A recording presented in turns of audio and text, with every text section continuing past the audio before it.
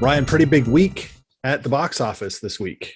Yeah. An adventure movie and a not buddy road comedy. No, No, but absolutely. let's start with the big one, though, the one All that right. everyone's been looking forward to for a decade. 13 years. Yes. I believe originally the fans wanted Nathan Fillion to star, and then when the movie actually started being developed in earnest, Mark Wahlberg became the lead, and it was in development hell for so long Yes, that he aged himself into a supporting role in the film. correct. And that film now stars everyone's favorite, well, not everyone's favorite Peter Parker, but the current Peter Parker, Tom Holland. And that film is Uncharted, based on the highly successful video game series, which I have never played. I know. We could do a whole episode about why I don't play video games, and it's not because I don't love them. But be that as it may, another Sony production for Tom Holland. Yep. Another wannabe franchise for Sony. And I think we can. I think you can drop the wannabe. Yeah, it's going to be a franchise. Directed by Ruben Fleischer, one of Sony's people. I believe did Venom. Yes, he did. For them. Okay, so let's talk about this. This is an archaeological adventure movie with an archaeological adventure lead, based on video game. If that sounds familiar, it's because there's another franchise out there, starring a female archaeologist named Lara Croft. Which, if I remember correctly, is also a Sony title. Probably because of the video game aspect, yes. Anyway, so the I've already seen rumblings about crossover. Oh, because that doesn't lead to character or audience burnout at all. But again, that's probably a whole other episode we could do. Audience burnout on franchises. Okay, well, let's talk about Uncharted instead. Oh, okay. Tom Holland has a brother named Sam, if you haven't watched any of the trailers yet, who goes missing. Sully, Victor Sullivan, shows up, played by Mark Wahlberg, to recruit young Nathan Drake to help him find the biggest treasure ever that Sam vanished while they were looking for together. There's so many things about Uncharted. It is very much a video game adaptation. I believe the way I described it, this is a very linear story. This is not an open world MMO. No. This is a very A leads to B leads to C. Find the key to unlock the door to get the map to find the treasure. And that's. But it's even more nonsensical than that. Which is fine. But the whole idea that no one has found this treasure based on how they find this treasure in this movie is ludicrous. Absolutely ludicrous. It's like, really, no one was dumb enough to think like that and find this thing. Anyway, so yeah. It just, I think the key thing here is just forget logic. Right. You know what's fun though about video games, especially modern video games, is there are difficulty levels, and there's like noob and and novice and medium and super hard, right? So this is set. This adaptation is based on the noob version. Yeah. There's minimal bad guys in any one given situation that they have to go up against. And again, this is not an open world. Because there are no shortcuts, even though there are shortcuts to be had aplenty in this film. We get to hear, and it's like, well, you can see it from somewhere else and not the convoluted way that you just took, that somehow from 500 years ago goes through a modern day rave club. Yeah, the nightclub. It's like, yeah. But you can get to that spot through the sewer grate. I was just like, It is completely ludicrous in that respect. I don't know if there's any chemistry between Tom Holland and Mark Wahlberg. I really I don't, because I don't know that Mark Wahlberg is actually doing anything in this movie. In terms of performance, it's, Tom Holland is very much trying in places, and he's not even consistent. He's trying to be animated, but is it just me? Because you play video. I know you've played Witcher. I've played Uncharted. Not right. All okay. So I played it. I mean, I'm like I said, I'm not non-conversant. I prefer a nice fantasy RPG if I'm going to play a video game. That's me. But they all these games have the same feature, and one of those is called the cutscene, which is just chock-a-block full of exposition for you. Correct. There's a lot of cutscene in this movie.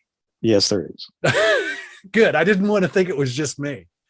Well, I mean, but at the same time, it's not very. It's not. It's almost like, well, why did I need to know that? Or yeah, I've seen one of these movies before. I know how that works. Yeah. I think again, I feel like it sets a novice. It is. Yeah. It's. I mean, yeah. I mean that it's. Yeah. I don't know. I mean, I guess if you've never seen an Indiana Jones film, if you've never seen National Treasure, if you've never seen, Let Us Hold Your Hand. You know what? And yeah, I mean, I actually referenced National Treasure when I wrote this up, and this feels like a rejected National Treasure sequel. Well, I mean, it's because it's a contemporary setting, so it can't be Indiana Jones, right? But it could be Lara Croft. It could be Lara Croft, but it's which is where that heads, I guess, in 5 years, 10 years, I don't know. Right. But yeah, I have very little to really say about this film other than the fact that it's kind of what we all thought it might be. It's probably on the better end of what we thought it might be, but it's still what we thought it was going to be. And part of the problem is the games weren't exactly the best stories. If that, I mean, that was not the emphasis was never the story as much as it was the gameplay, and yes, the cutscenes. The how much can we upgrade the graphics on the sequel? What can we do to it was never really about story. It was about gameplay. It was about gameplay. Wait, and that's fine. It's a game. Yes, that should be if a video game is all story and no gameplay, that's a movie. And there are video games out there like that. Yeah. I have heard tell of people that have gotten really upset with their 2 hours of gameplay in a game that should be way more than that. Sure. But this is too much in the other direction. There's way too much. Well, there's not even a lot of story, but then there's not. It's a very weird place. It's not entertaining. It's entertaining, but is it good? Or is it better than adequate? And I would say no. It's not really. No, it's not better than adequate. It's adequate.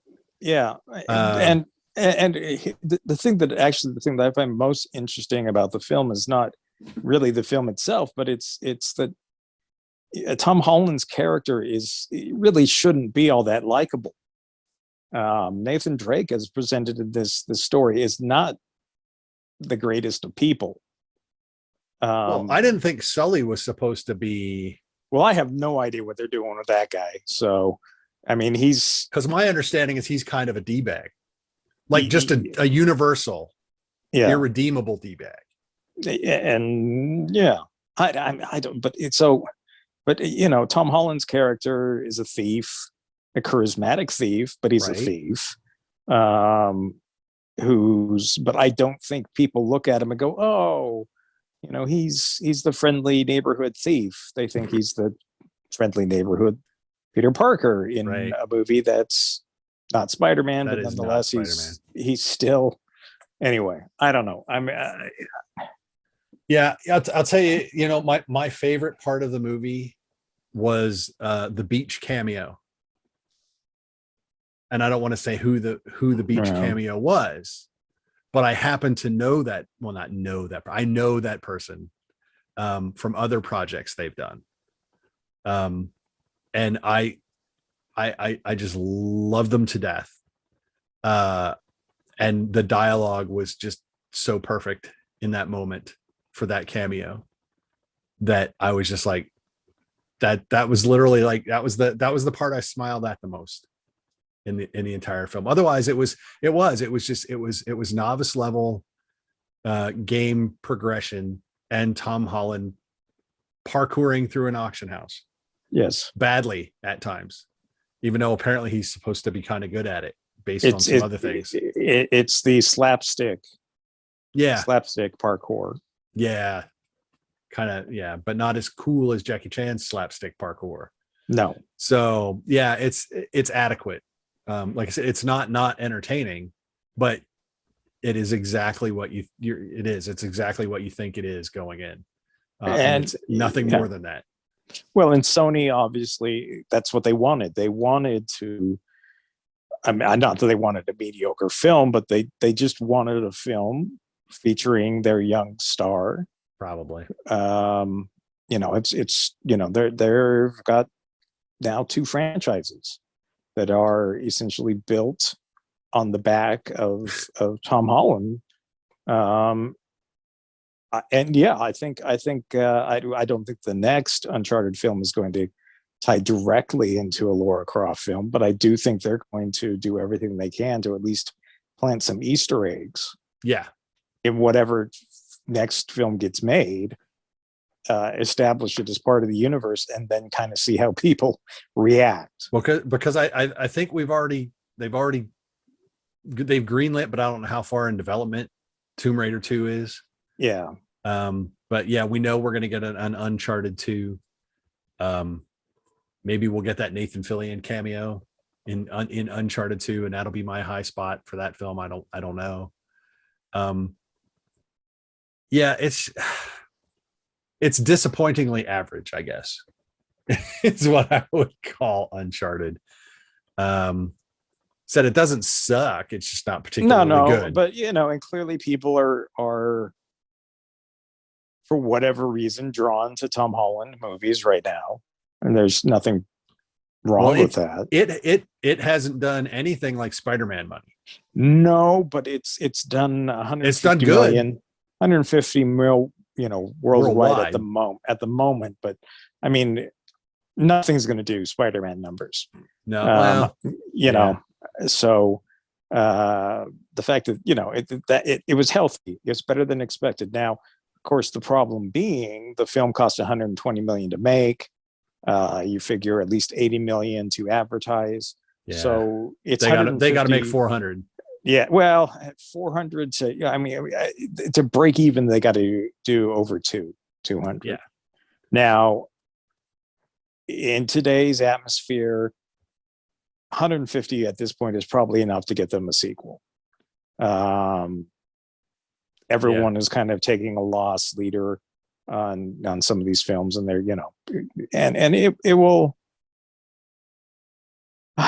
who knows, we'll see where it ends up. You know, it used to be that China was going to be the place that saved everything, but I don't even know if well, Spider-Man doesn't have a Chinese date yet, but I think this might have a Chinese date. Right. But that hasn't proven to be true.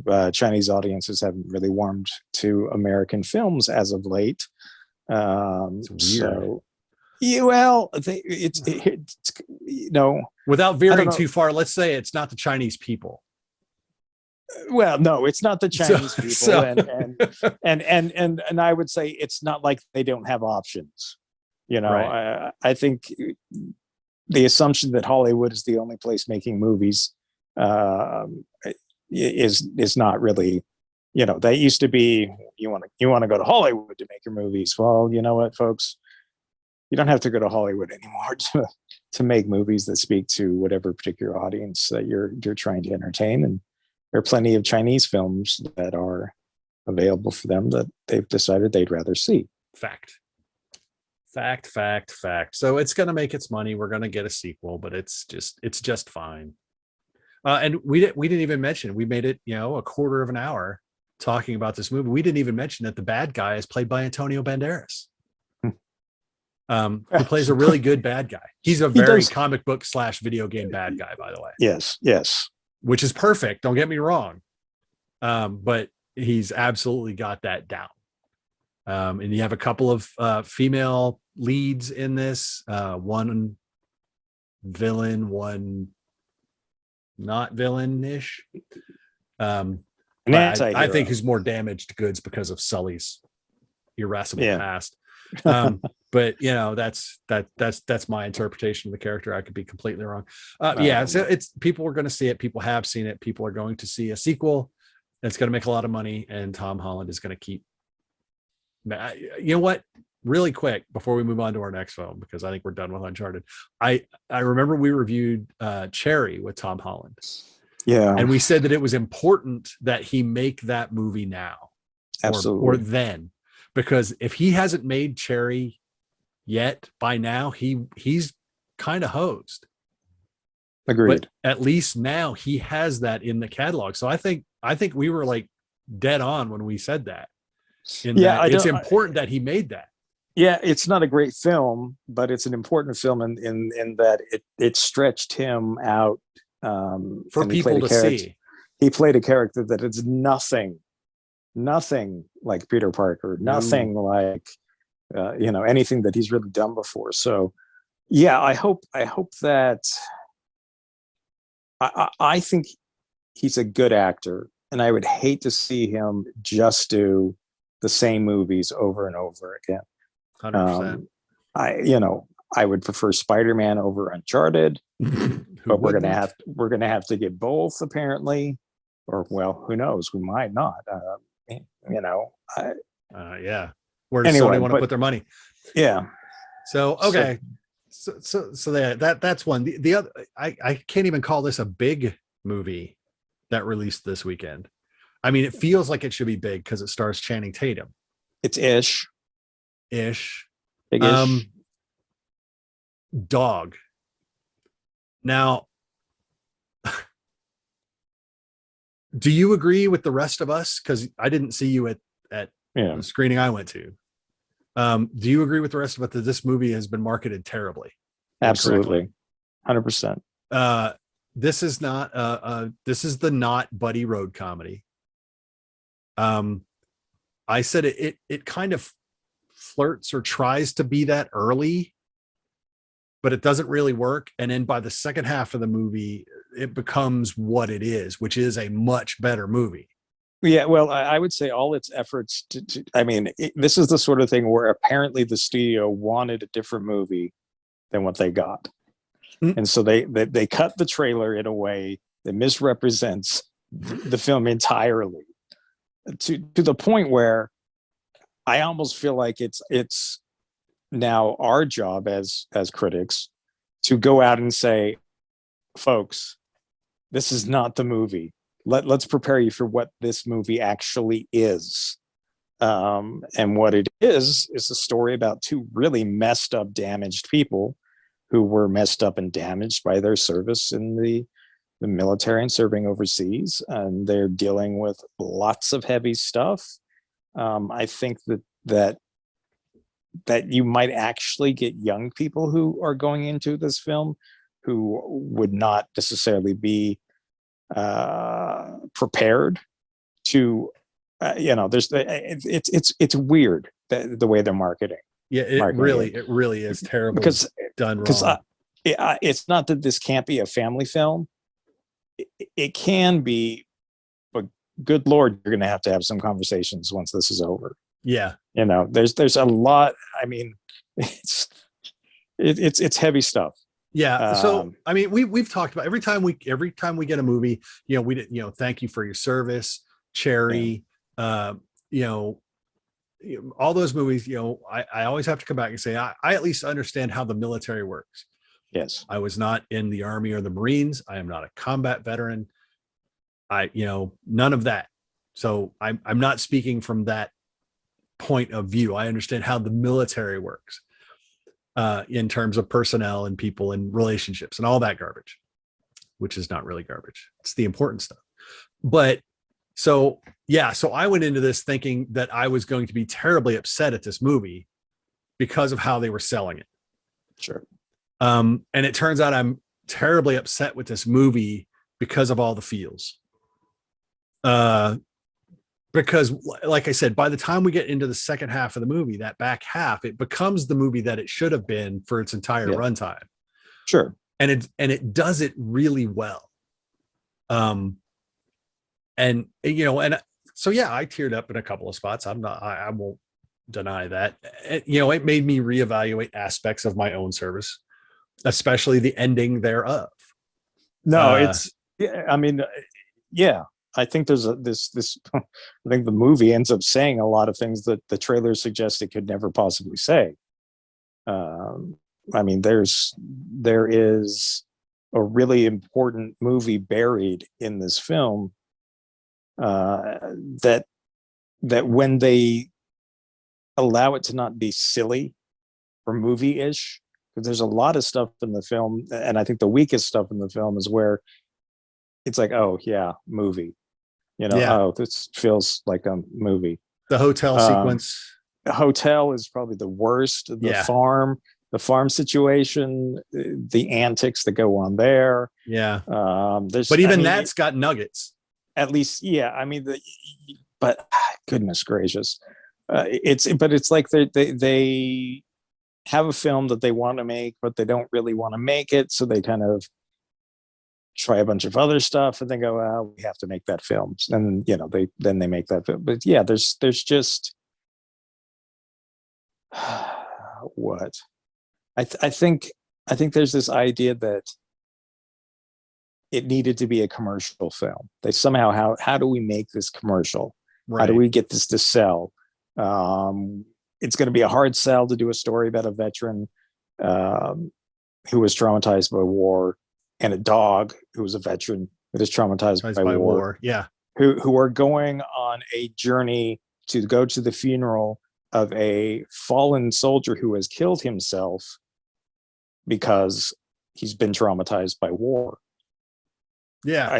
How do you sell that movie? Well, the way you sell that movie is you make it a damn good movie. Well, and I just realized this part. This movie's PG-13. Yeah. Now, at my house, my wife and I always joke, like, when the trailers come up and this movie has been rated whatever for this, that, the other thing, right? And one of the things that we always laugh about is when it says for thematic elements. Yeah. And it's like, well, I hope there are thematic elements in my film. It's a movie. It's right. I would like there to be some thematic elements. Yeah. This movie has thematic elements. And I think in a technical MPA rating sense, this is a PG-13 film. But man, it's a heavy PG-13. Like, you take your 13-year-old son or daughter to this, and that's I don't think it's necessarily inappropriate for someone who's 13, but it's not appropriate for every 13. No, and it's and you will need to have a conversation. Yes. About what and gosh, just one of the scenes that they probably should have cut. There's a spiritual healing sort of scene that really has no business being in the film. Like none whatsoever. No, you're right. That scene could just be gone. That not only does it distract, but it kind of, that's another conversation you're going to have with your 13-year-old. Right. Or maybe not. Your 13-year-old probably knows more about sex than you do at this point, but whatever. But yeah, no, I think I guess it reminds me, and this isn't entirely the same sort of thing, but when Passion of the Christ came out, I remember going to the film, and it was rated R. Yes. But I remember being at Passion of the Christ and sitting next to I like a 6-year-old.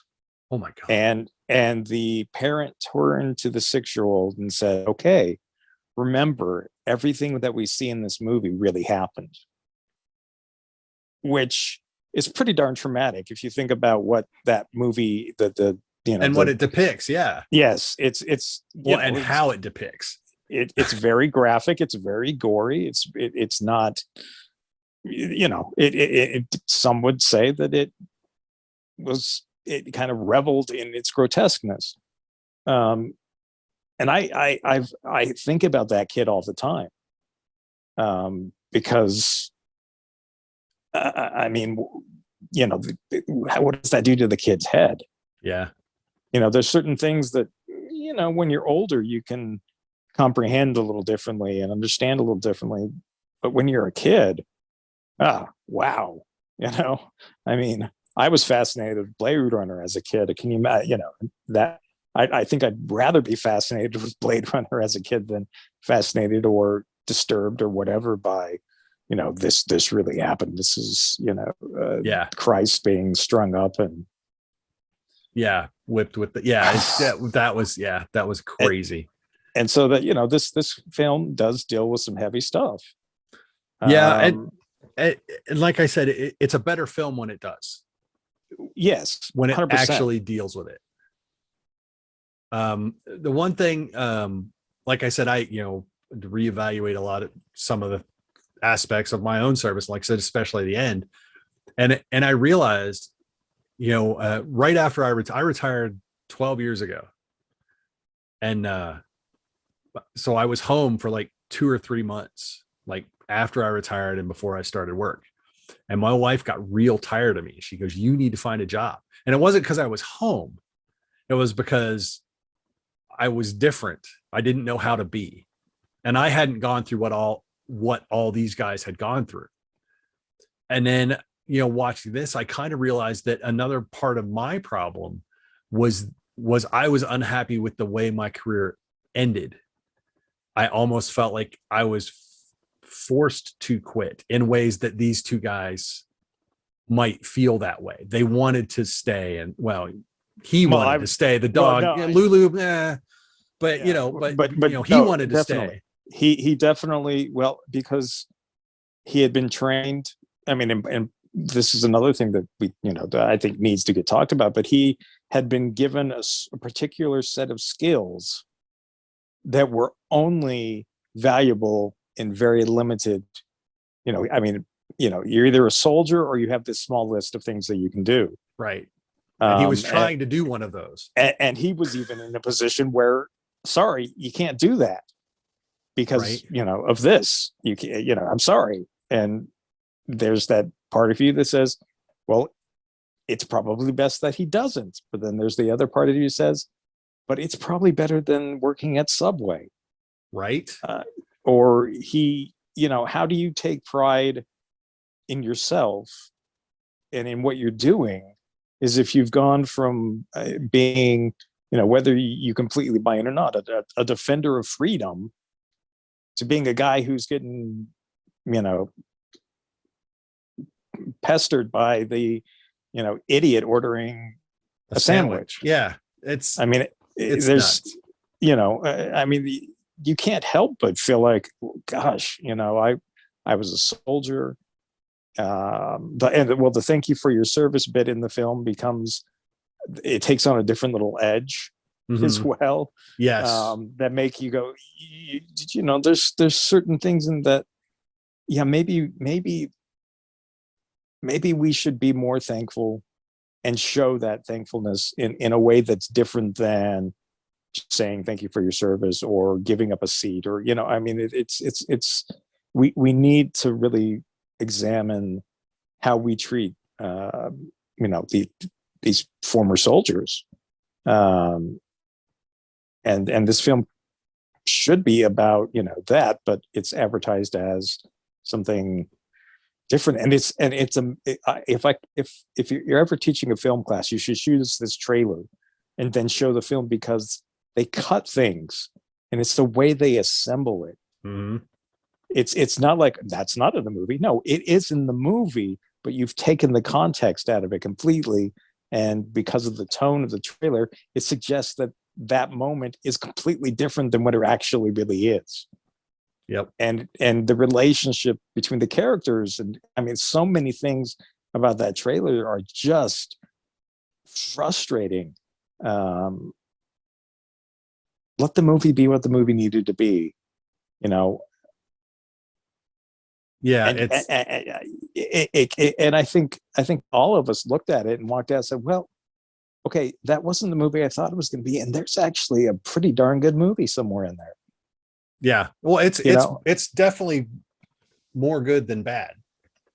And like I said, and that's because once you get into the meat of it, and they just let all the silly crap fall away, and it's like I said, it's the back half of the movie is what makes this movie, I said, good to great. Yeah, and if they'd have let the whole movie be like the second half, it would be great. It very well could be, and it would change the way that you look at Channing Tatum as an actor. Unfortunately, yes, the way that they've done this, I don't think it changes the way you think of him as an actor. I don't think, and it's unfortunate. I mean, he was a co-director on this, yep, and so he may have been part of the decision making of, well, this is, in order to get this film made, this is what we have to do. But man, I don't know what the back room and all that. So I know this was a passion project for him, so I don't know how much compromise got involved. But I just wish that he got to make the movie that this should have been. I wonder if there's a director's cut. I'm guessing that the version of the movie they wanted to make, no one would finance. Well, that doesn't mean they didn't shoot it. Yeah, that could be true, but I would release the Tatum cut. Yeah, the Tatum cut. Why not? That's all the rage, right?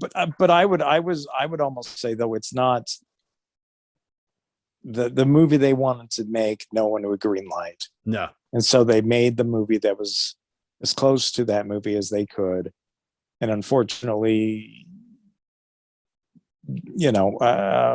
I guess you're not going to find a studio executive who's going to tell you, well, yeah, we probably should have made the other movie because it looks like this one is going to make money. It did I think 15 million. I don't know how much it cost to make, but I wouldn't think it was that expensive to make. And so I think it's going to make money. But man, could have been something special. Yeah, it really could have been. Do we have? No, they don't have the budget where I can see it. So, but I mean, you look at it, minimal cast. Right. And he didn't charge, he worked for a discounted rate and took points or something. Sure. Yeah. So, but yeah, it's, I'm just wondering if maybe he got them like a cut of the front half of the movie for the studio, and then they just let him alone. And then he just finished the rest of the movie. Yeah, but like I said, I would be interested to see if there's I would be interested to see if there's some deleted scenes or some recut scenes that are vastly different than the movie that they're advertising. And I know some people are going to be upset coming out that they didn't get the movie that they're advertising. And I would encourage those people to not be angry about that, but think about the movie you got, because I think that's important. So that's where I'm at. It was definitely my more favorite of these two films that we've talked about today. But I skew toward these types of films anyway, but Uncharted was just average. And like I said, this was good to great. Dog was good to great. And it could have been great all the way across. Right? It had a shot at that had they not shot that movie that the trailer was showing us. Yeah. I don't understand the thinking there at all. But yes, people should definitely go and see Dog for what it is, not what they think it's going to be. What I don't know what we have coming up this week that's releasing. Cyrano, yes, go listen to our review of that. It's finally, they bumped it and bumped it again after we saw it back in December. So you go and listen to our review of that and then go see Cyrano. We are screening this week, but we can't talk about it until next week. The Batman. But yeah, I think Cyrano might be the only big thing that's coming out this week. As far as theatrical releases, yeah. So that's where that's going to have to stay. But I've got a bunch of indies to go over. We've got some TV to talk about. We'll get to that. So that's it for this week. That's Uncharted and Dog. One adequate, one good. We definitely, I think, both prefer Dog to Uncharted, even though we'll only get a sequel to one of these. So that is it. So thanks for listening. Don't forget to like us, follow us on social media. You know how all that works. And until next time, when we should be talking about the Batman, go listen to our Cyrano review because that comes out this week. And until we're back to you, I'm Mark, and that's Ryan. Bye, Ryan. See you guys. And we will talk to y'all later.